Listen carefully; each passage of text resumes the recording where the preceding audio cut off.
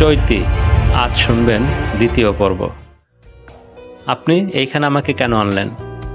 চৈতির গলাটা ভাঙা, দুর্বল। রাতুল কিছুক্ষণ চুপচাপ তাকিয়ে থাকল। তারপর গম্ভীর কণ্ঠে বলল, তুই অজ্ঞান হয়ে গিয়েছিলি। চৈতি ধীরে ধীরে উঠে বসার চেষ্টা করল, কিন্তু মাথা ঘুরে আবার বিছানায় পড়ে গেল। দুজনেই চুপ ছিল, কিন্তু সেই নীরবতার মধ্যেই একটা অদ্ভুত টান যেন ধীরে ধীরে তৈরি হচ্ছিল। একটা অজানা অব্যক্ত অনুভূতি, যা রাতুল নিজেও বোঝার চেষ্টা করছিল। একটু পর দরজায় নক হলো। রাতুল ব্রুজোড়া কুঁচকে ফেলল। হঠাৎ আবার তার রুমে কে আসলো? রাতুল দরজাটা খুলে দেখল একজন সার্ভেন্ট এসে দাঁড়িয়ে আছে। স্যার, নিচে দুজন লোক আপনার সাথে দেখা করতে এসেছে। রাতুল সামান্য বিরক্তি নিয়েই তাকালো, তারপর বলে উঠল, তাদের একটু অপেক্ষা করতে বলো। কথাটি বলে দরজাটা হালকা চাপিয়ে ব্যাটের দিকে নজর দিল। হৃদয়ে প্রশান্তি অনুভব হলো। মনে হলো পৃথিবীর সব মায়া তার এই বিছানা জুড়ে বিরাজ করছে। চৈতির কাছে এসে ভালো করে কম্বলটা জড়িয়ে দিয়ে তারপর সে রুম থেকে বের হয়ে দরজাটা ভালো করে লাগিয়ে নিচে গেল। নিচে গিয়ে দেখলো তার সব থেকে বড় দুই শত্রু তার বাসায়। সবেমাত্র প্রেস কনফারেন্স সেরে এসেছে, এর মধ্যে ওদের ঝামেলা। মেজাজটায় তিরিক্ষি হয়ে আছে। রাতুল গম্ভীর কণ্ঠে বলল, আপনারা এখানে কি চান? আমার বাড়িতে আসতে আপনাদের ভয় করলো না? মনে হলো না আমি আপনাদের মেরে ফেলতে পারি? তার প্রতিটি শব্দ যেন তীক্ষ্ণ তরবারির মতো আঘাত করছে। তার চোখে ভয়ঙ্কর রাগের আগুন জ্বলছিল এবং তার কণ্ঠে এমন এক ধ্বংসাত্মক তেজ ছিল যা শত্রুদের ভিতরে শীতল স্রোতের মধ্যে ছড়িয়ে পড়ছিল। তুমি যেটা করছো সেটা ঠিক করছো না। রাতুল কিঞ্চিত পরিমাণ হাসল, তারপর বলল, তাই নাকি মিস্টার চৌধুরী? তিনি আবার চেঁচিয়ে বলে উঠলেন, নিজেকে কি সাধু মনে করো তুমি? তুমি নিজে কি সেটা আগে ভেবে দেখো। রাতুল চুয়াল জোড়া শক্ত করে বলে উঠল, চোখের সামনে আমরা যা দেখি তা কিন্তু সত্যি না। চোখের আড়ালেও লুকিয়ে থাকে সত্যি। তবে এই সত্যি আপনাদের ধরা ছোঁয়ার বাইরে। মিস্টার খান, আপনি কিছু বলবেন? যদি বলার না থাকে তাহলে যেতে পারেন। আমি আমার নিয়মে চলব। আজ জান নিয়ে ফিরে যেতে পেরেছেন, কাল কিন্তু পারবেন না। এইসব চ্যাটবাল নিয়ে আমার বাড়ির ত্রিসীমানায় আর আসবেন না। মিস্টার খান বলে উঠল, কেন? আসলে কি হবে? বাড়িতে কি লুকিয়ে রেখেছেন? মহামূল্যবান জিনিস, যা কেউ দেখুক আমি চাই না। সো গেট আউট বলে চলে গেল উপরের সিঁড়ি পেরিয়ে। আর দুজন লোক যারা ওর সব থেকে বড় শত্রু, সবসময় চায় ওর ক্ষতি, মিস্টার শিহাব চৌধুরী আর মিস্টার জাফর খান, তারা যাওয়ার পানে তাকিয়ে রইল, যেন কিছু একটা বোঝার চেষ্টা করছে। রাতুল চেয়ার টেনে ঘুমন্ত চৈতির মুখটা দেখে যাচ্ছে। কি আছে ওর এই মুখটাতে যার জন্য সে এত মুগ্ধ হয়? তার কাছে মনে হলো তার পাপের রাজত্বে একটা সুন্দর পবিত্র ফুল ফুটেছে, আর সেই ফুলের গন্ধ চারদিকে ছড়িয়ে পড়ছে। সে সেই গন্ধটাকে যেন আতর হিসেবে নিজের গায়ে মেখে নিচ্ছে।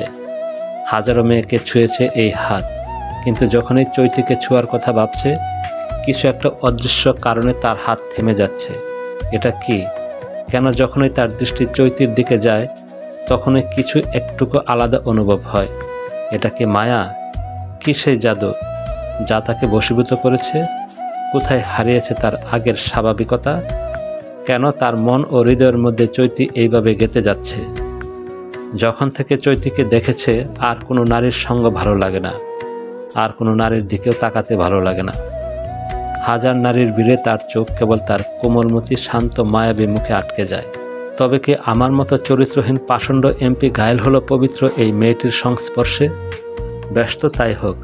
আজ আমি রাতুল আহমেদ ঘোষণা দিলাম, পৃথিবীর সমস্ত মেয়ে আমার জন্য হারাম, শুধুমাত্র একটি মেয়ে ব্যতীত। ঘুমন্ত চৈতির মুখপানে তাকিয়ে বলল, একমাত্র আমার কোমলমতি ছাড়া। চৈতি, তুমি আমার জীবনে আসা এক শুভ ভালোবাসা, যার স্পর্শে মুছে যাবে সকল কালিমা। চৈতি, তুমি আমাকে শুধুমাত্র এই দুনিয়ার এক নারী হিসেবেই নয়, এই অমুক কাব্যিক সৌন্দর্য হিসেবে তোমার অস্তিত্বে বেঁধে রেখেছ, যা কখনোই মুছে যাবে না। তুমি আমার প্রতিটা শ্বাসে, প্রতিটা নিঃশ্বাসে। আমি শুধু তোমাকেই অনুভব করি, আর কিছু নয়। চেয়ার থেকে উঠে দাঁড়িয়ে সে একটা বিয়ার নিয়ে বিয়ারটা খাওয়া শুরু করে। বিয়ার চুমুক দিল সে। ব্যালকনিতে দাঁড়িয়ে দেখতে লাগলো যত দূর তার চোখ যায়। সব মানুষেরই অতীত থাকে। রাতুলের জীবনেও অতীত আছে, ভয়ঙ্কর অতীত।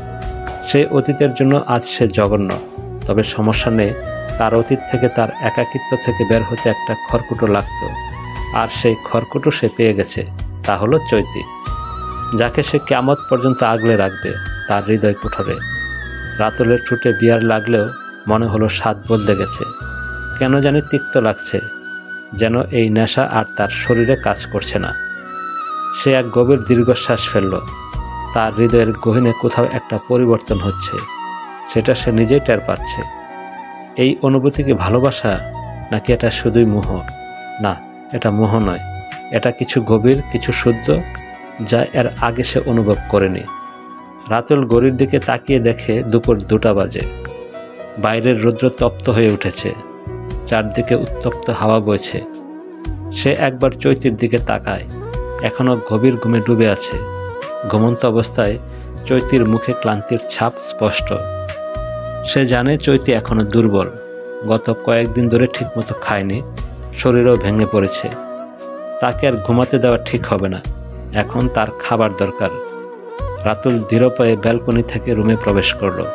তারপর আলগোছে চৈতির দিকে এগিয়ে এসে আলতো গলায় ডাক দিল, চৈতি, এই চৈতি, উঠো, বেলা হলো, খেয়ে নেবে। রাতুলের ডাক শুনে চৈতি পিট পিট করে তাকায়। তাকিয়ে যখন দেখে রাতুল ওর দিকে অনেকটা ঝুঁকে আছে, আতঙ্কে দিক বিদিক হয়ে সে এক লাফে বিছানা থেকে ছিটকে গিয়ে দাঁতে দাঁত চেপে বলল, সমস্যাটা কি? আপনি এইভাবে আমার দিকে ঝুঁকেছিলেন কেন? রাতুল ওর রিয়াক্ট দেখে বাঁকা হাসলো। তারপর বলল, অনেক বেলা হয়েছে, খেয়ে নেবে, চলো। আপনার যদি মনে হয় আপনার পাপের অন্যের একটা দানা আমি মিস রাতুল রহমান চৈতি সেটা গ্রহণ করব, তাহলে ভুল ধারণা। আমি আপনার অন্ন গ্রহণ করব না। তির্যক হাসলো রাতুল। তারপর বলল, এইটুকু শরীরে এত তেজ, আই লাইক ইট। ওরে আমার বুকা চৈতি পাখিরে, শরীরের তেজটা ধরে রাখতে হলেও তো তোকে খেতে হবে। মেয়েদের এত তেজ ভালো না। আমি খাবার নিয়ে আসছি, চুপচাপ খাবার খেয়ে নেবে, একদম কোনো প্রকার টেপো করবে না। কথাটা বলে রাতুল রুম থেকে বের হয়ে গেল। চৈতি ভালো করে রুমটা দেখে নিচ্ছে, কোথায় কি আছে না আছে সব। গটগট পায়ের শব্দ শুনতেই চৈতি বিছানা থেকে উঠে দাঁড়িয়ে ওয়াশরুমে এসে ভালো করে ওয়াশরুমটা দেখতে লাগলো। চৈতির যা দেখার দেখে নিয়েছে। চৈতি দ্রুত ফ্রেশ হয়ে বের হয়ে দেখলো রাতুল ওর জন্য খাবার নিয়ে বসে আছে। চৈতি নিজেকে যথাসম্ভব ঠান্ডা রাখার চেষ্টা করলো। বিপদে সব থেকে মাথা ঠান্ডা রাখতে হয়, আর এইটুকু বুঝে গেছে ওর সাথে সহজে পেরে উঠবে না। তার শরীর আসলেই দুর্বল। এখন তাকে খেয়ে শক্তি সঞ্চয় করতে হবে। সে ধীর পায়ে গিয়ে বিছানায় বসলো। রাতুল চৈতির দিকে খাবারের প্লেটটা এগিয়ে দিল। চৈতি খাবারের প্লেটটা হাতে নিয়ে কিছু ভাবছে। রাতুল চৈতির দিকে তাকিয়ে বলল, সমস্যা কি, খাচ্ছ না কেন? এই খাবারটা যে আমার জন্য নিরাপদ সেটা কি করে বুঝবো? এই খাবারটা আগে আপনি খেয়ে দেখান। রাতুল চৈতিকে যত দেখছে তত অবাক হচ্ছে। এইটুকু সময়ে এতটা চেঞ্জ, এটা কি করে সম্ভব? রাতুল চৈতির খাবার থেকে একটু খাবার নিয়ে তা মুখে দিল। রাতুলকে খাবার খেতে দেখে সে অনেকটা নিশ্চিত হলো যে খাবারে কোনো প্রকার কিছু মেশানো নেই। সেও খাবারটা মুখে তুলে নিয়ে খেতে লাগলো। রাতুলও খাবার শুরু করলো। খাওয়া শেষ হলে রাতুল প্লেট দুটো রেখে আসলো। প্লেট দুটো রেখে রুমে আসতে চৈতি বলে উঠল, আমার ড্রেস কখন আসবে? এইসব ড্রেস পরে থাকতে বিরক্ত লাগছে। রাতুল ঠোঁট কামড়ে হেসে বলল, এইসব ড্রেসে তোমায় খুব হট লাগছে। ছোঁয়ার অনুমতি থাকলে এখনই ছুঁয়ে দিতাম। চৈতি রাগান্বিত কণ্ঠ বললেও, আপনি কি বুট চুরি করে এমপি হয়েছেন? আসলে আমার সন্দেহ হচ্ছে, কেন মানুষ যেচে পড়ে চরিত্রহীন লম্পটকে এমপি বানাবে? আদৌ কি আপনি দেশের জন্য কোনো কাজ করেন, নাকি মেয়ে নিয়েই পড়ে থাকেন? তোমার মনে হচ্ছে তুমি অতিরিক্ত সাহস দেখাচ্ছ। আমার সাথে এইভাবে কথা বলার সাহস কারো নেই। এই প্রথম একটা পুচকে মেয়ে আমার সাথে এইভাবে কথা বলছে, তাও আমার চোখে চোখ রেখে। বাকি কেউ দেখায়নি, কারণ তারা চৈতি নয়। আর আমি চৈতি, চৈত্র মাসের মতো তেজ তো থাকবেই। রাতুল ঠোঁটের কোণে রহস্যময় হাসি ঝুলিয়ে বলল, এই জন্যই তো তোমাতে মেতে উঠেছে আমার মন, তোমার তেজে ঝলসে যাওয়ার জন্য। তেজি পাখিকে পুষ মারাতে হেব্বি মজা। শোনো মেয়ে, আমি একটু বের হব। রুম থেকে বের হওয়ার চেষ্টা করো না। রুম থেকে বের হওয়ার চেষ্টা করলে তোমার জন্য ক্ষতিকর অ্যাসিড রূপ ধারণ করব আমি। কথাটা বলে আলমারি থেকে তার পায়জামা পাঞ্জাবি নিয়ে ওয়াশরুমে গেল। ড্রেস চেঞ্জ করে এসে দেখলো চৈতি গভীর চিন্তায় মগ্ন। সে একটু কেশে চৈতির ধ্যান ফিরিয়ে আনলো। আমার আসতে দেরি হবে, কোনো প্রকার চালাকি করবে না, আই রিপিট। আর টাইমলি খেয়ে নিও। আর তোমার ড্রেস বিকালে আসবে, টাটা বলে চলে গেল। ও দূরে তাকিয়ে রইল চৈতি। ও যাওয়ার পর সে একটু হাসলো। তার পরিকল্পনার জন্য পারফেক্ট। রাতুল চলে গেছে, অনেকটা সময় কেটে গেছে। চারদিকে মাগরিবের আজানও হচ্ছে। চৈতি ঠিক করলো এখনই বের হতে হবে। রুমের দরজাটা লক করে সোজা ওয়াশরুমে চলে গেল। ওয়াশরুমের জানালার কাছে গিয়ে চৈতি ধীরে ধীরে জানালার কাজ খুলতে শুরু করলো। প্রতিটা কাজ খুলতেই ঠান্ডা বাতাসের প্রবাহ তার গালে এসে লাগলো। বাইরের আকাশ তখন গোধূলির আলোয় মাখামাখি। একটু আগে সূর্য অস্ত গেছে, কিন্তু তার রঙিন আভা এখনো মিশে আছে দিগন্ত জুড়ে।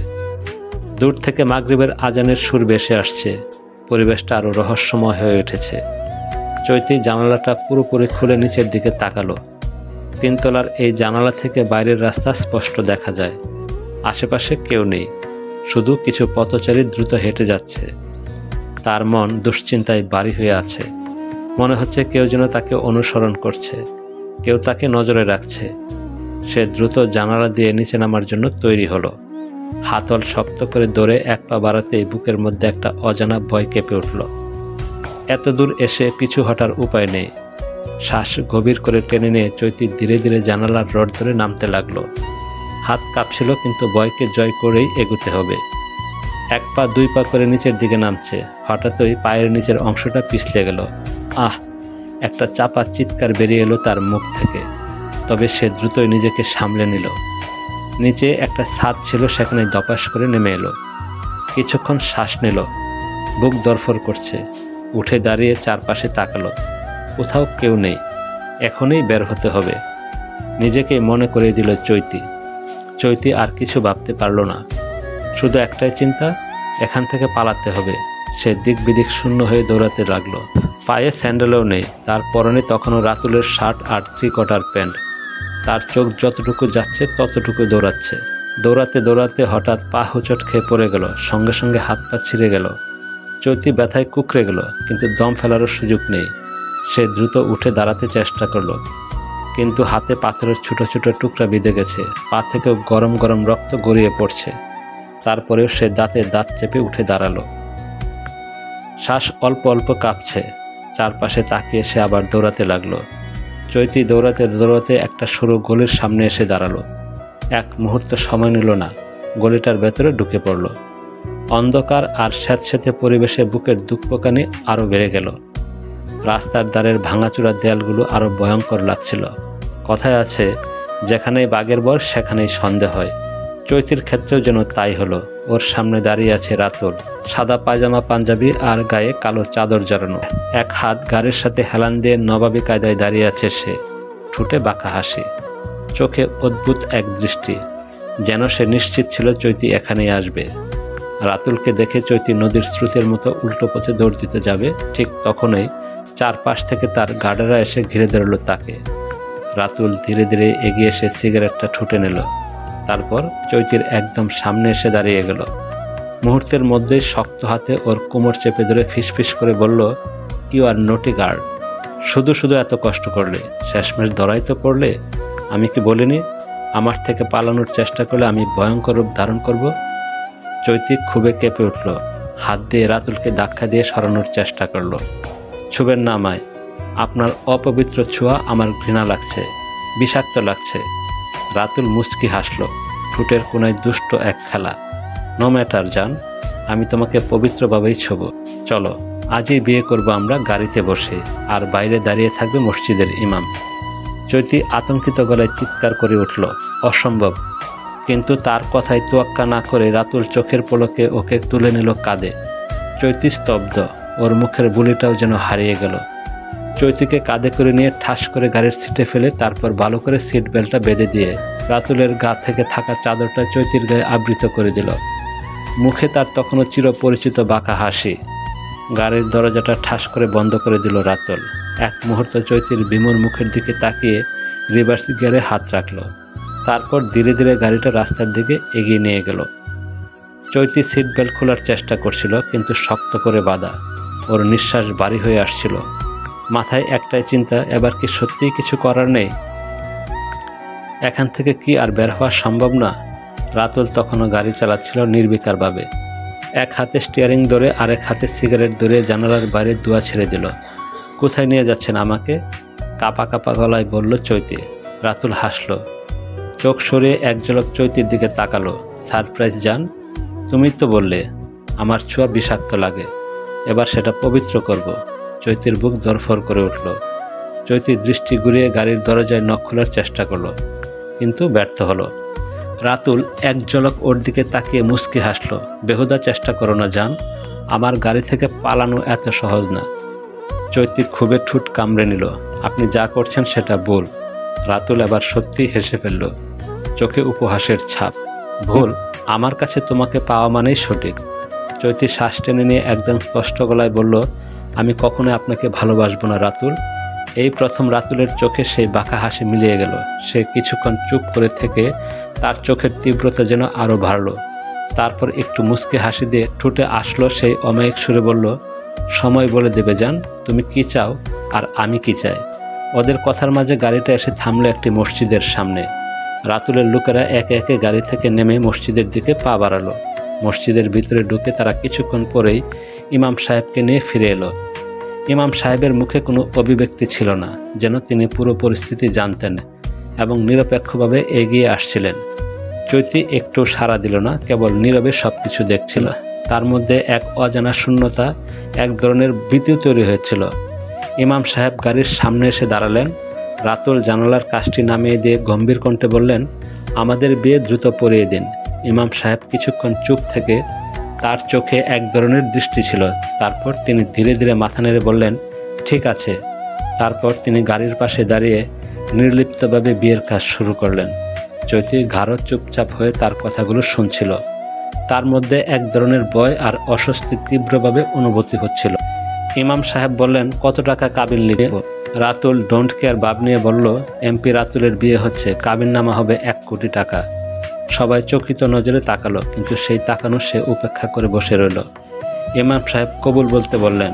রাতুল এক নিঃশ্বাসে 5 বার কবুল বলে ফেলে। চৈতির দিকে তাকিয়ে যখন বলল কবুল বলতে, চৈতি তখন চুপ ছিল। সে যেন অন্য জগতে হারিয়ে গেল। বেশ কয়েকবার বলেও কবুল শব্দটা বের করতে পারল না। যখন রাতুল দেখল চৈতি কিছুতেই কবুল বলছে না, তখন তার মুখে এক করুণ হাসি ফুটে উঠল। সে আর কোনো সময় নষ্ট না করে চৈতির সিট বেল্ট খুলে এক ঝটকায় তাকে কোলে তুলে নিল। চৈতি অবাক চোখে তাকিয়ে থাকলো। তার সারা শরীর কাঁপছিল, অথচ কোনো শব্দ বের হচ্ছিল না। তার পুরো দেহ যেন ভয়ে স্তব্ধ হয়ে গিয়েছিল।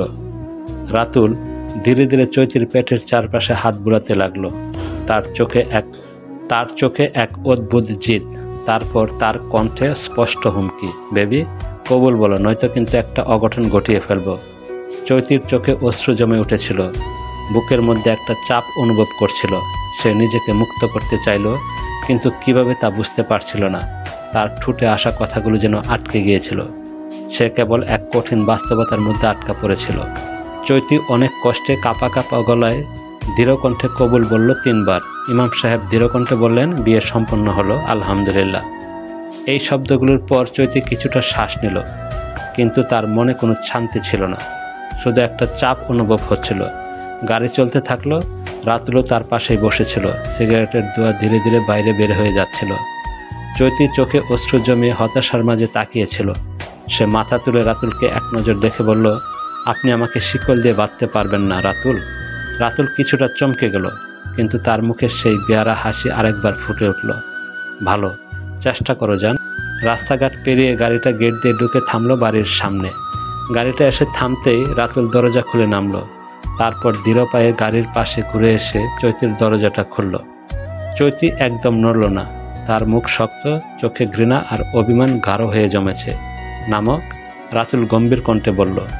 চৈতি তাকিয়ে রইল তার দিকে, যেন প্রতিটা সেকেন্ডের জন্যই যুদ্ধ চলছে তাদের মধ্যে।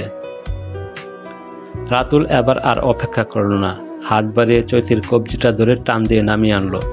চৈতি হুচট খেয়ে সামনের দিকে এগিয়ে এলো, কিন্তু সঙ্গে সঙ্গে নিজেকে সামনে নিল। এখানে নিয়ে এসেছেন কেন? তার কণ্ঠ ধরা ধরা কিন্তু ধীর। আমার বউকে তো আমার বাড়িতে আনবো, তাই না? ঠোঁটের কোণে সেই বাঁকা হাসি, চোখে চিরচেনা দৃষ্টি। আমি আপনার বউ নই, চৈতি দাঁতে দাঁত চেপে বলল। রাতুল এবার সরাসরি তার চোখে চোখ রাখল। বিয়েটা হয়েছে কাবিননামা সাক্ষী। তুমি স্বীকার করো আর না করো, তুমি এখন আমারই। চৈতির শরীর জ্বলে উঠল রাগে। সে হাত ছাড়িয়ে নিয়ে পেছনে সরে গেল। রাতুল চৈতিকে কুলে তুলে নিয়ে ছুটল বাড়ির অন্দরমহলের ভিতরে।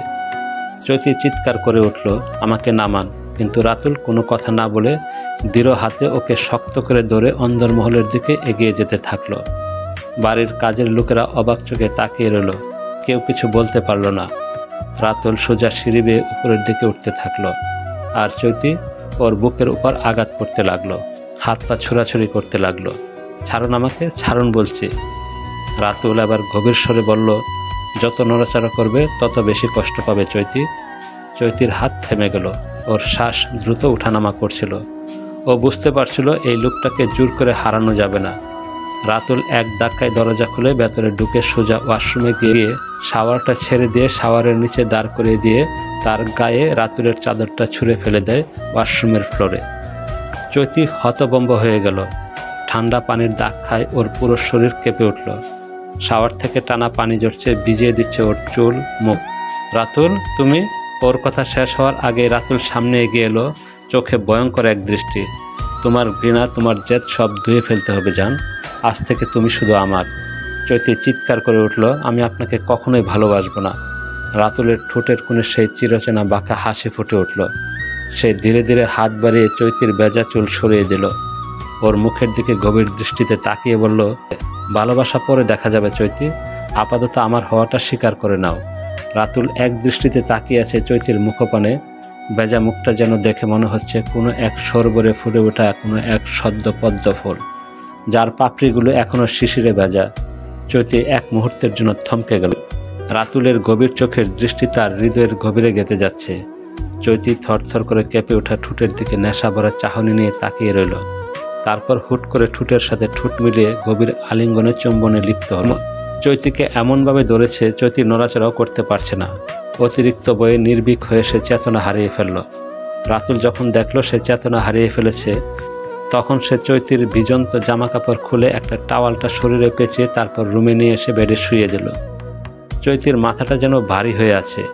ধীরে ধীরে চোখ মেলে তাকাতেই বুঝতে পারল সে একটা নরম বিছানায় শুয়ে আছে। ঘরের চারপাশে হালকা নীলচে আলো ছড়িয়ে আছে। জানলার পর্দা অল্প দুলছে, যেন কোনো অদৃশ্য বাতাস খেলা করছে সেখানে। সে উঠে বসতে গেল, কিন্তু শরীরটা এতই দুর্বল যে এক মুহূর্তের জন্য মাথা ঘুরে গেল। চারপাশে তাকিয়ে দেখল রাতুল একটা সোফায় পায়ের উপর পা তুলে ওর দিকে তাকিয়ে আছে।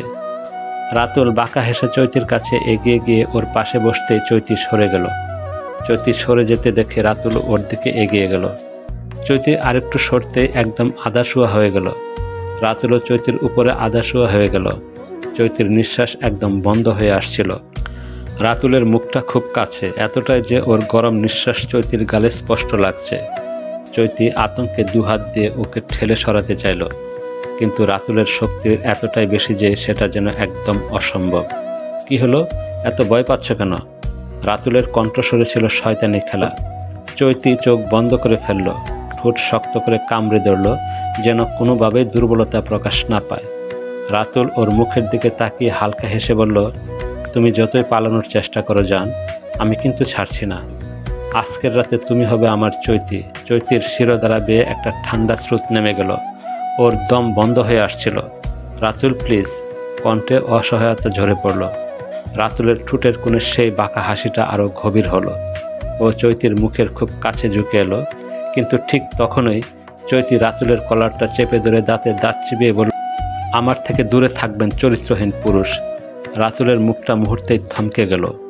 চৈতির চোখে এক অদ্ভুত আগুন জ্বলছিল। ওর গলা শক্ত অথচ কাঁপছিল না একটু। চৈতি বলে উঠল, আপনার বুকে ছুরি চালাতে আমার হাত একটু কম্পিত হবে না।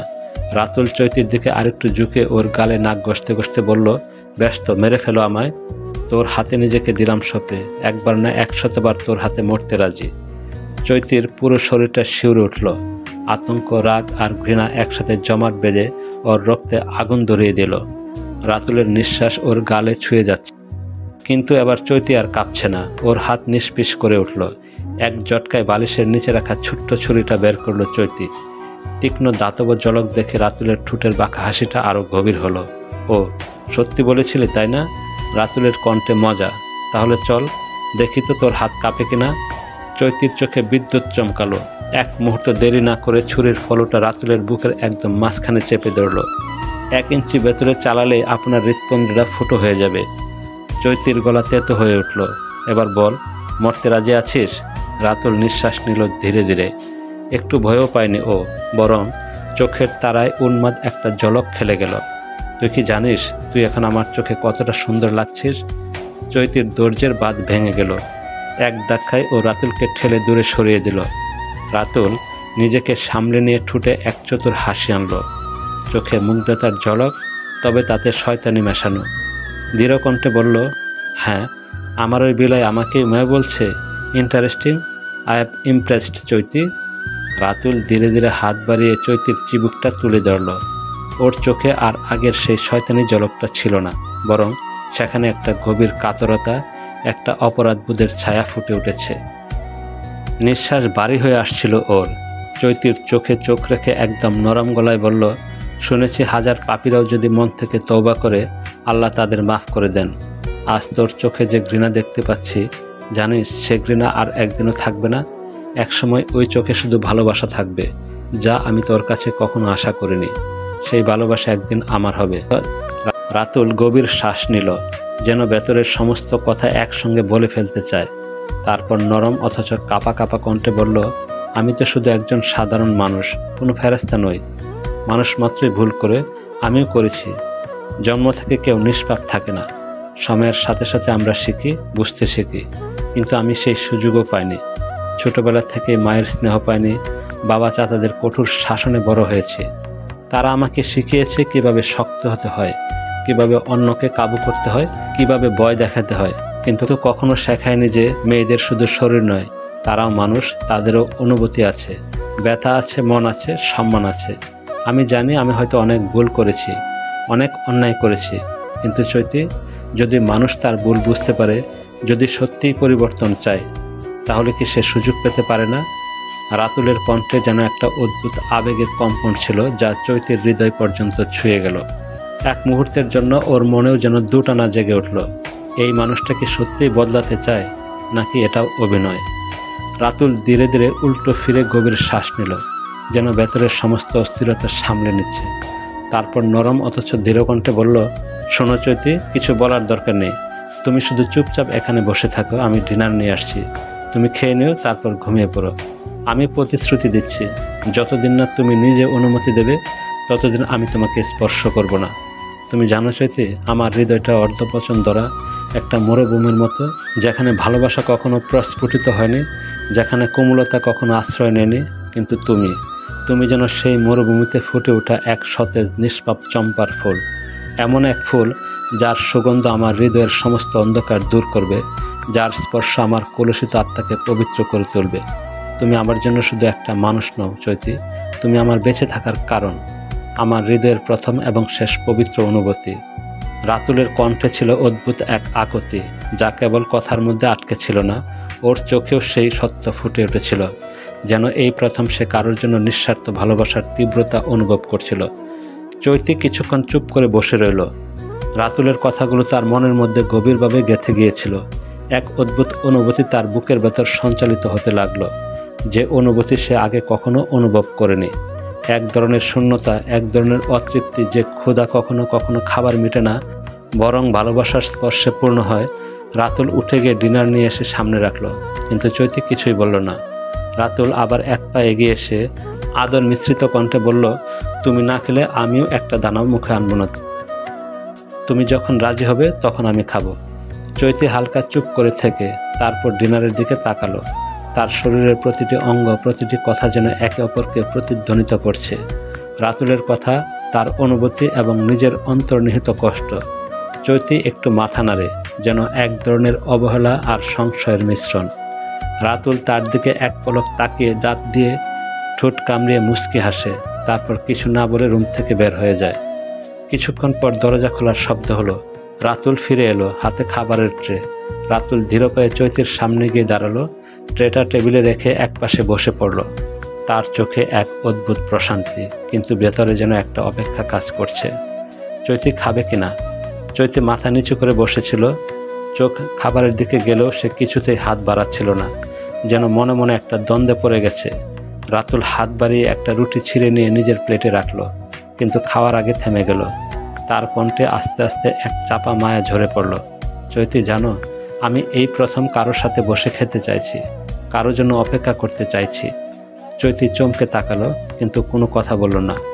রাতুল নরম গলায় আবার বলল, আমি জোর করব না, তোমার ইচ্ছা। শুধু এইটুকু বলতে চাই, তুমি না খেলে আমিও খাবো না। চৈতি কিছুক্ষণ চুপ করে থেকে নিঃশ্বাস ফেলল। রাতুলের চোখে সেই একরোখা জেদ, কিন্তু আজ তাতে হিংস্রতা নেই, আছে কেবল এক ধরনের শূন্যতা, যেন সে সত্যিই অপেক্ষা করতে রাজি। কিছুক্ষণ চুপচাপ থাকার পর চৈতি ধীরে ধীরে প্লেটের দিকে হাত বাড়ালো। ছোট্ট এক টুকরো রুটি ছিঁড়ে নিল। রাতুলের ঠোঁটে একটা ছোট্ট হাসি ফুটে উঠল। সে কিছু না বলে নিজের প্লেট থেকে খাওয়া শুরু করলো। এই নিস্তব্ধ মুহূর্তের মাঝে যেন একটা অদৃশ্য দেওয়াল ভেঙে গেল দুজনের মাঝে। প্রিয় বন্ধুরা, এই ছিল আমাদের আজকের পর্ব।